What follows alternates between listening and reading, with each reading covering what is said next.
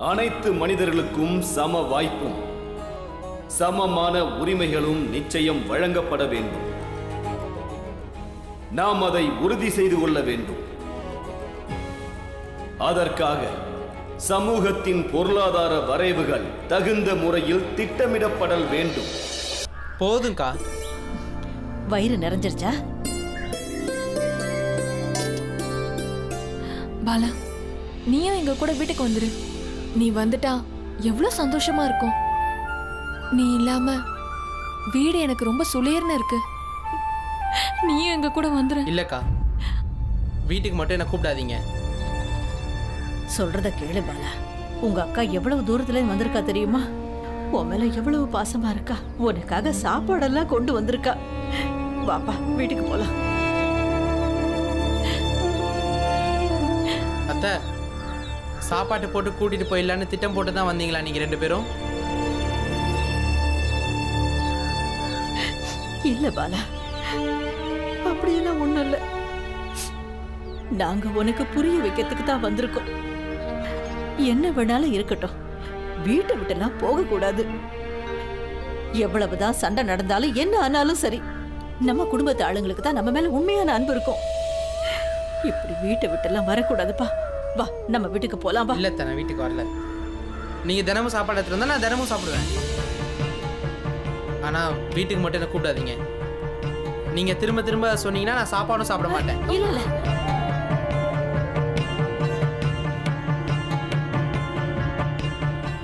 இப்போ 2 பேரும் கிளம்புங்க.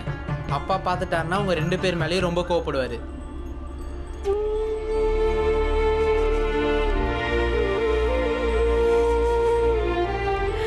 பாலா,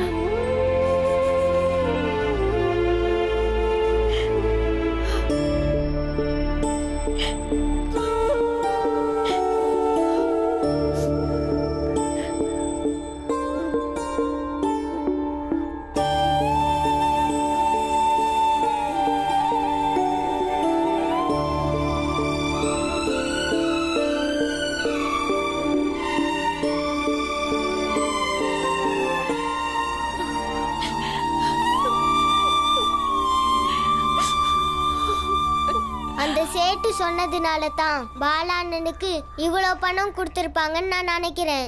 எங்களை கஷ்டப்படுத்த தான் அந்த சேட்டு இதையெல்லாம் பண்றாரு. அந்த சேட்டு ரொம்ப மோசமானவர். பாலாவை கெடுக்க பார்க்கறாரு.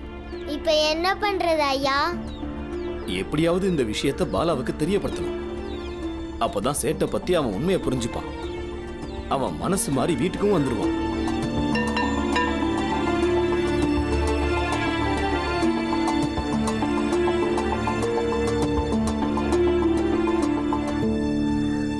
அண்ணா, இதை நம்ம எப்படி பாலாண்ணனுக்கு புரிய வைப்போம்?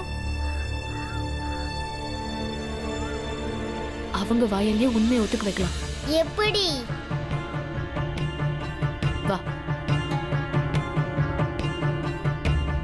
பீம், நீ பாலாண்ணாவை ஸ்கூலுக்கு பின்னாடி இருக்கிற இடத்துக்கு கூட்டிட்டு வா. நான் அந்த வாத்தியக்குழு தலைவரை அங்க கூட்டிட்டு வந்துடுறேன்.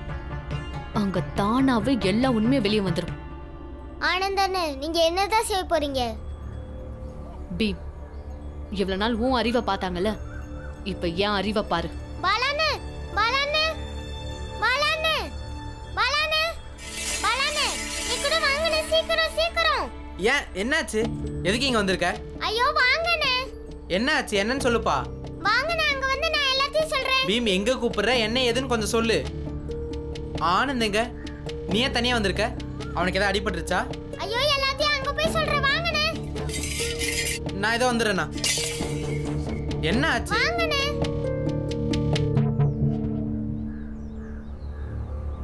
இந்த பாலா எங்க போறான்? தெரிலண்ணே.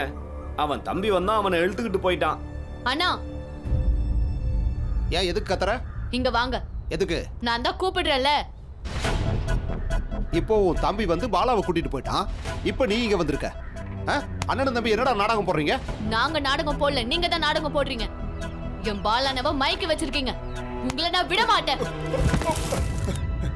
உனக்கு எவ்வளவு திமிரு இருந்தா என்னையே தள்ளுவேன். இன்னைக்கு நான் உன்னை விட போறது இல்லடா. என்ன நீங்க என்ன விட மாட்டீங்களா? முடிஞ்சா புடிச்சு பாருங்க. நான் தள்ளி விட்டது இல்லாம என்னையே உங்களால எடுத்து முடிஞ்சா பேசுறியா? புடிச்சு பாருங்க. டேய், முடிஞ்சா நில்றா. புடிங்க. எங்கடா ஓடுற? வாங்க. நில்லு. டேய், நில்றா. நான் யாருன்னு காட்டுறேன்டா. ஐயோ, அண்ணியா, தள்ளு. பாலாண்ணே சீக்கிரம் வாங்கண்ணே. பீம் என்ன ஆச்சுன்னு கொஞ்சம் சொல்லேன். பாலாண்ணே வாண்ணே. என்னன்னு சொல்றா? நீங்க வாங்க, அங்க வந்தா உங்களுக்கு எல்லாம் தெரிஞ்சிடும். என்ன தெரிஞ்சு போயிடும்? வீட்ல ஏதாவது பிரச்சனையா? தெளிவா சொல்லு.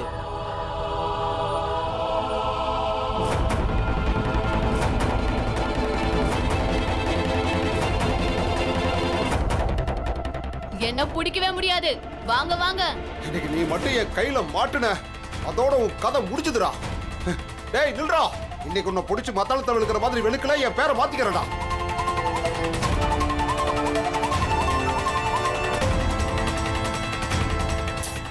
ஐயோ பீம் என்ன ஆச்சுன்னு தான் சொல்லேன்.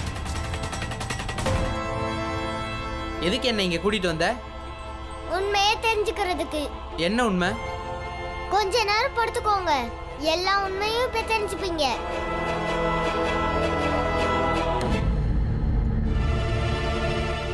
வாங்க வாங்க டேய், வாங்க. நில்றா. டேய், எங்கடா அதுக்குள்ள உள்ள எங்கடா ஓடுற? டேய், இப்ப அடிக்க போறியா இல்லையா? கோலம் அடிக்கிற மாதிரி அடிக்க போறோம் பாரு.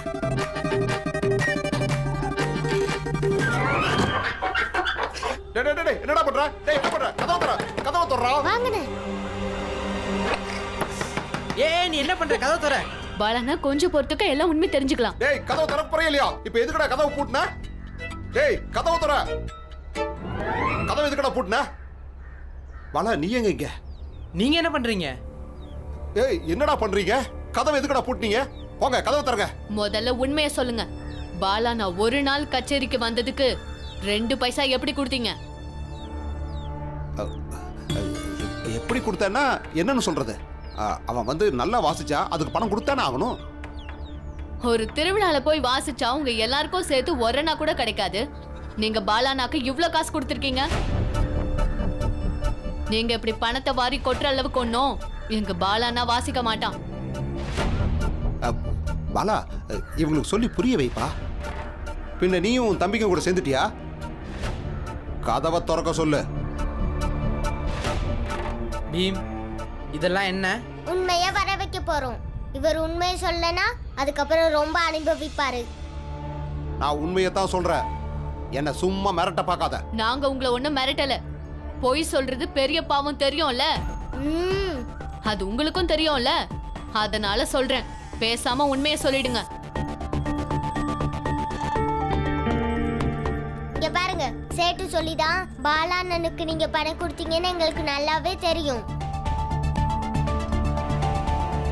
அதனால நீங்களாவே எல்லா உண்மையும் சொல்லிட்டீங்கன்னா பாலாண்ணாவுக்கு எங்க மேல நம்பிக்கை வந்துடும்.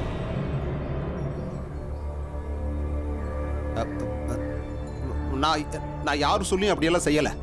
பீம் யாருக்கும் எதுவும் தெரியாத மாதிரி நல்லா நடிக்கிறாரு. அப்பாக்கு எல்லா உண்மையும் தெரிஞ்சிருச்சுன்னு சொல்லு. அவரு போலீஸோட சீக்கிரமே இங்க வந்துருவாரு. அப்பா போலீஸ் ஸ்டேஷன் போயிட்டாரா? ஆமா ஐயோ, அந்த அதிகாரி ரொம்ப மோசமானவராச்சே. ஆமா, அப்பாக்கு இந்த வாத்தியக்காரர் பத்தியும் அந்த சேட்டை பத்தியும் எல்லா உண்மையும் தெரிஞ்சு போச்சு. இனி அதிகாரி வந்து வெளுக்க போறாரு. அப்போ உண்மையை சொல்லுவாரு. அதான் சொல்றேன், அவர் வர்றதுக்கு முன்னாடி எல்லா உண்மையும் எங்க கிட்ட சொல்லுங்க. தப்பிக்கலாம். இல்லனா நீ போய் தானே சொல்ற. எந்த போலீஸ் அதிகாரியும் இங்க வரப்போறது இல்ல. அப்போ சரி, வரும்போது நீங்களே பாத்துக்கோங்க. எங்க அப்பா சுபேதரா இருந்தவரு. அவர் சொன்னா கண்டிப்பா கேட்பாங்க. தெரியுமா, அந்த போலீஸ் அதிகாரி நல்லா அடிப்பாராம். குதிரை வண்டிக்கு பின்னாடி கட்டி அவரு தெரு தெருவா இழுத்துக்கிட்டு போவாராம். உங்க சட்டையெல்லாம் கிழிஞ்சு தோலும் உறிஞ்சிடும். ம், ஐயோ, நீங்க என்னப்பா பண்றீங்க? நான் பாலாவை வாத்தியம் வாசிக்க வச்சது ஏதாவது தப்பு பண்ணிட்டேன்னா என்ன? வாசிக்க வச்சது தப்பு இல்ல, பொய் சொன்னதுதான் தப்பு. குதிரை இழுத்துக்கிட்டு போய் துணியெல்லாம் கிழியும் போது எல்லா உண்மையும் வெளியே வரும். என்ன, துணி கிழியும் போது அப்படியே உடம்பு கொஞ்சம் கிழியும், தோலெல்லாம் உறிஞ்சிருமே. ஆமா, ரொம்ப வலிக்கும். யாரு கண்டா உயிர் கூட போகலாம். இல்ல பீம்? ஆமா,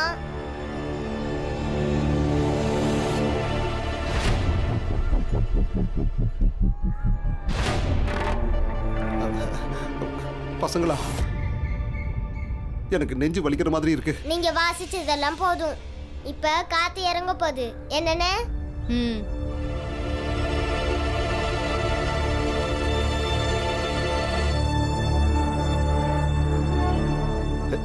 காத்து என்னன்னு இது வரைக்கும் காணோம். வந்துருவாருண்ணே. அந்த பையனை போட்டு நல்லா சாத்துன்னு சாத்திட்டு வந்துருவாரு. நீங்க கவலைப்படாதீங்க. எனக்கு எதுவோ தப்பா தெரியுது. இவ்ளோ நேரம் ஆயிடுச்சு இன்னும் காணுமே அவரை. எதுக்கும் போய் பார்த்துட்டு வருவோம். என்ன சொல்ற, போலாமா? அட என்னப்பா பண்றீங்க? நம்மளுக்குள்ள எந்த சண்டையும் இல்லையே. இப்படி யாராவது பண்ணுவாங்களா என்ன? எல்லாத்துக்கும் ஒரு வரமுறை இருக்குப்பா.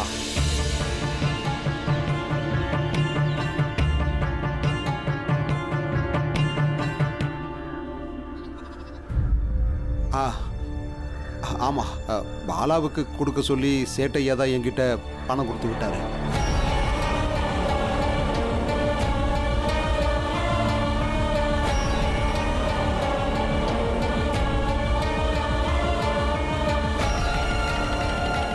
அப்பதான் பாலா நிறைய பணம் சம்பாதிக்கிறதா நினைச்சுக்குவான். அவன் எங்களை விட்டு போகவே மாட்டான். அப்பதான் அவன் வீட்டை விட்டு, அப்பா அம்மாவை விட்டு, கூட பிறந்தவங்களை விட்டு தள்ளியே இருப்பான்னு சொன்னார்.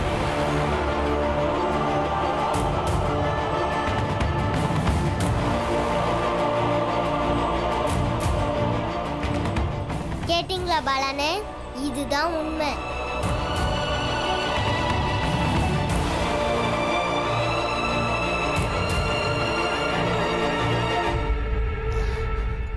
இதை பாருங்கப்பா, இப்போ நான் தான் எல்லா உண்மையும் சொல்லிட்டேன்ல. இனியாவது கதவை திறந்து விடுறீங்களா? உங்க அப்பா போலீஸ் அதிகாரியை கூட்டிட்டு வந்தா அவர் என்ன குதிரைக்கு பின்னாடி கட்டி குதிரையும் வராது, அப்பாவும் போலீஸை கூட்டிட்டு வர மாட்டாரு. நாங்க உண்மையை வர வைக்கிறதுக்கு தான் இப்படிலாம் பண்ணோம்.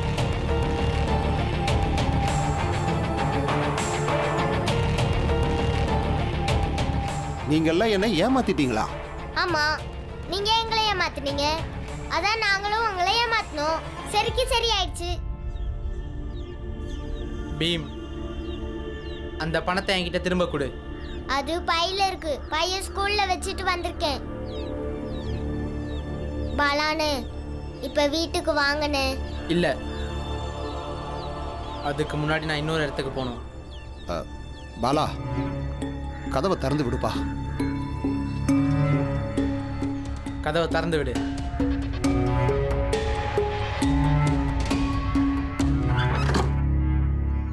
வரேங்க. அப்ப நான் கிளம்புறேன். நகையை நீங்க வீட்டுக்கு அனுப்பி வச்சிருங்க. கவலைப்படாதீங்க, நகை தானா வீட்டுக்கு வந்துடும். நல்லதுங்க சேட்ஜி.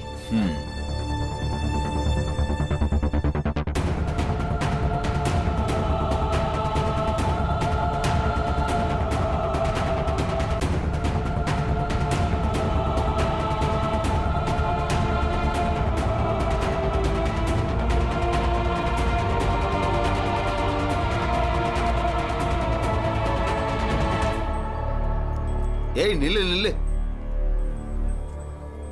ஆஹா, அருமடா. ஆனந்தம் மட்டும் இல்ல, பீமையும் கூப்பிட்டு வந்துட்டியா?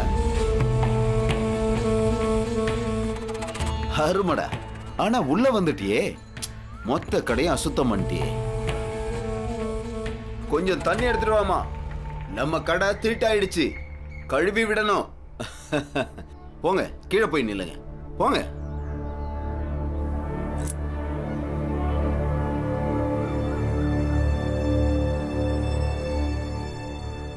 என்ன இது பாலா?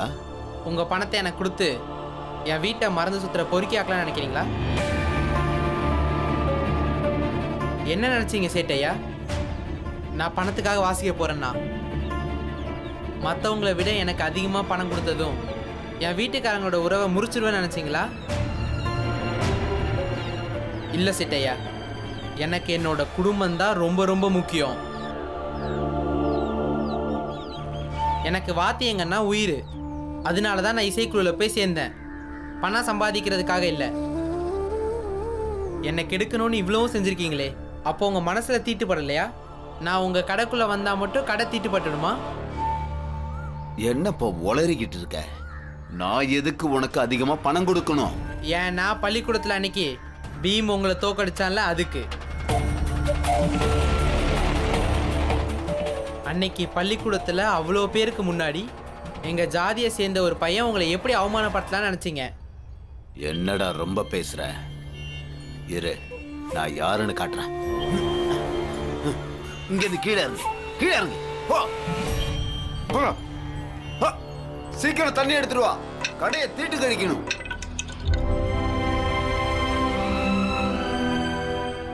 எங்க அப்பா அடிக்கடி என்கிட்ட ஒன்று சொல்லுவாரு. அது எனக்கு இப்போ உண்மைன்னு புரிஞ்சிடுச்சு. அன்புக்கும் வெறுப்புக்கும் நடக்கிற போட்டியில அன்பு தான் எப்பவும் ஜெயிக்கும்னு சொல்வாரு. நான் பாலா அண்ணனை திரும்ப எப்படியும் எங்க வீட்டுக்கு கூட்டிட்டு போயிருவேன்னு சொன்னேன்ல. நான் சொன்ன மாதிரியே எங்க அண்ணனை வீட்டுக்கு கூட்டிட்டு போறேன்.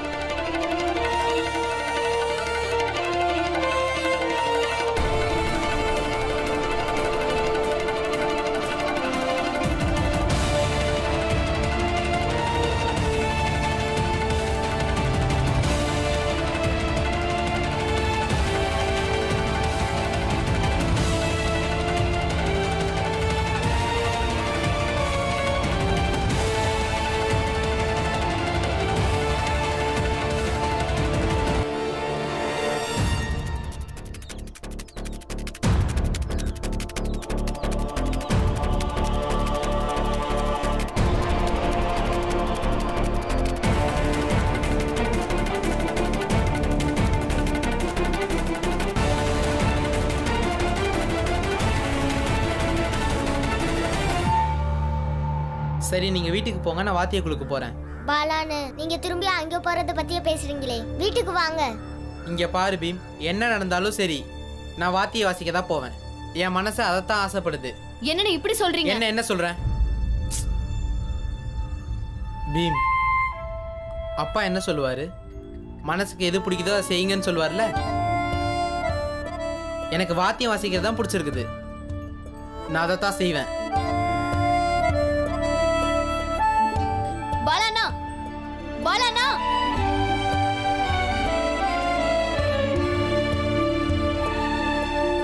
என்ன ஆச்சுன்னு ஏதாவது சொல்லுனே. வந்ததுல இருந்து இப்படியே உட்காந்துருக்கீங்க, எதுவும் பேச மாட்டேங்கிறீங்க. என்ன நடந்துச்சு சொல்லுனே. அந்த ஆனந்த பையில போட்டு நல்லா சாத்துனீங்களா இல்லையா? ஆமா, அந்த பாலாவையும் காணோம்.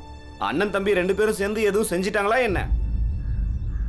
நீ அண்ணனை என்னடா பண்ண? வந்ததுல இருந்து இப்படியே உட்காந்துருக்காரு, எதுவும் பேச மாட்டேங்கிறாரு. நீங்க 2 பேரும் சேர்ந்து ஏதோ பண்ணிருக்கீங்க. ஏன் பேச மாட்டேங்கிற? சொல்லு. பணத்தை நான் சேட்டுக்கிட்ட திரும்ப கொடுத்துட்டேன். என் உழைப்புக்கு என்ன சேரணுமோ அதை மட்டும் எனக்கு கொடுங்க, போதும். இனிமே உனக்கு பணமும் கிடையாது, வேலையும் கிடையாது.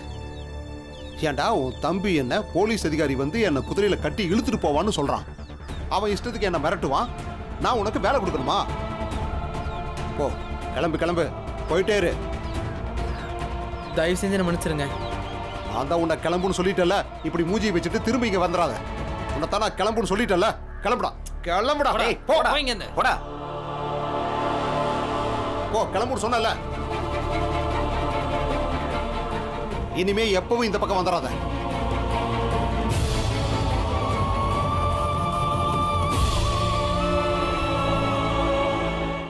ராம்ஜி, நல்ல வேலையா வீட்டை விட்டு ரொம்ப தூரமா வேலை கிடைச்சிருக்கு. இனி எந்த பிரச்சனையும் இல்லை, அப்படிதானே? ஆமா, ஒரு வழியா வேலை கிடைச்சிருச்சு. பாலாவை பத்தின கவலை மட்டும்தான் இருக்கு. ராம்ஜி, நான் ஒரு விஷயம் சொல்லவா? அதுவும் என் வாழ்க்கை அனுபவத்திலிருந்து கத்துக்கிட்டது. அதாவது எந்த மனுஷனோட ஆத்மா சுத்தமா இருக்கோ அவனோட வாழ்க்கையில எந்த பெரிய பிரச்சனையும் வராதான். அப்பப்ப சின்ன சின்ன பிரச்சனைகள் வரதான் செய்யும், ஆனா அதுக்கப்புறம் எல்லாமே சரியாயிடும். அதுவும் சரிதான். ராத்திரி எவ்வளவுதான் இருட்டாகி இருந்தாலும் கண்டிப்பா விடியும்ல.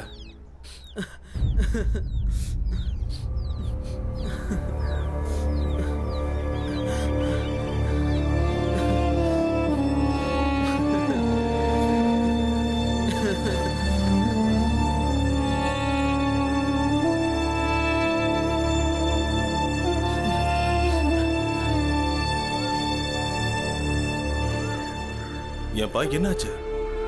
ஏன் தனியா உட்காந்துருக்க?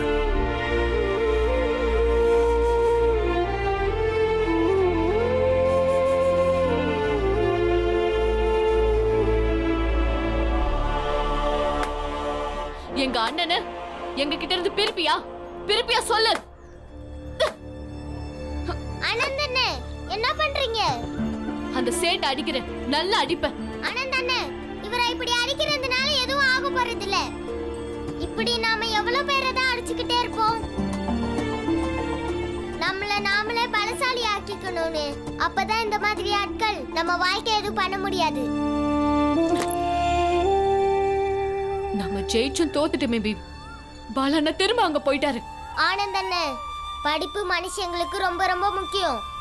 அதுக்காக எல்லாருக்கும் படிப்பு பிடிக்கணும்னு கட்டாயம் எதுவுமே இல்லை. என்ன சிலருக்கு இப்படி இசை மேல கூட ஆர்வம் இருக்கும். உனக்கும் மூளை கெட்டு போச்சா? இல்ல, பாலான எது செய்யறாரோ செய்யட்டும்.